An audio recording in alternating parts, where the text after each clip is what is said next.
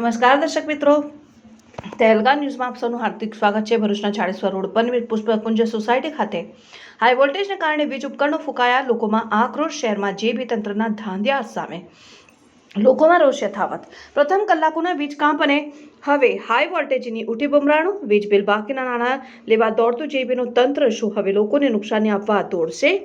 ભરૂચ શહેરમાં વીજ કંપનીના ધાંધિયાઓને કારણે શહેરની જનતા ત્રાહિમામ પોકારી ઉઠી છે। ઉનાળાની ઋતુ દરમિયાન અનેક વખત વીજ કામની સમસ્યા શહેરીજનો વેઠી ચૂક્યા છે, તો હવે ચોમાસાની ઋતુ માંડ જામતી થવા તરફ છે। તેવામાં તો હવે જેબી દ્વારા આપવામાં આવતા વીજ પુરવઠામાં લો અને હાઈ વોલ્ટેજને કારણે દરેક પરિવારોના વીજકરણ ફૂંકાતા હોવાની બૂમ ઉઠી છે।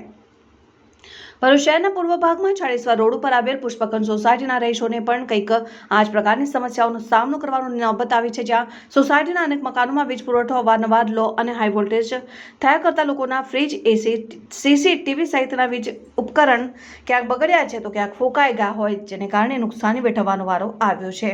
આજે સ્થાનિક રહીશોએ ભેગા થઈને દક્ષિણ ગુજરાત વીજ કંપની તરફથી થઈ રહેલા આ પ્રકારની સમસ્યાઓ સામે આક્રોશ વ્યક્ત કર્યો છે। લોકોને થયેલ નુકસાનીનું વળતર જેબીનું તંત્ર ભરપાઈ કરે તેવી માંગ ઉચ્ચારી હતી। Reporter Abhi Saiyed, Tehelka news, Bharuch. Bharatbhai Brahmbhatt, Pushpakunj society 50 number. અહીંયા હાઈ વોલ્ટેજના કારણે ગત રાત્રે અહીંયા બહુ નુકસાન થયું છે। મારા ઘરે પણ એસી બળી ગયું છે, પંખા બળી ગયા છે, તો આ માટે જવાબદાર કોણ? ગત રાત્રે અહીંયા અમારી આજુબાજુ 10-12 મકાનમાં આ પ્રમાણે નુકસાન થયું છે, તો આનું જવાબદાર કોણ? ગુજરાત સરકાર આપશે, તે ગુજરાત ગવર્મેન્ટ આપશે કે ગુજરાત ઇલેક્ટ્રિક કંપની આપશે, જીઈ બોર્ડ આપશે? તો આ માટે અમને જણાવું છું કે આનું વળતર અમને મળવું જોઈએ। હું પુષ્પકુંજ સોસાયટીમાંથી બોલું છું।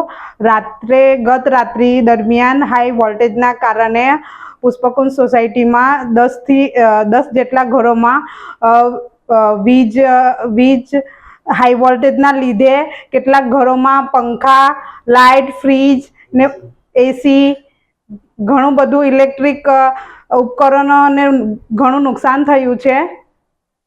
હું પુષ્પકુંજ સોસાયટીમાંથી હેમંતભાઈ બોલું છું।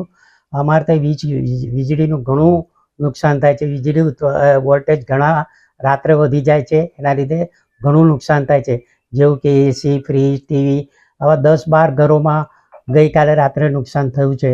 અને આવી રીતે ઘણીવાર લાઇટો બી જતી રહે છે, સમારકામ કરે અહીંયા રાતના જ થાય છે।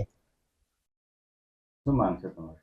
તે જીબીએ અમારું જે નુકસાન થયું તેનું વળતર આપવું જોઈએ, એવી અમારી માંગ છે।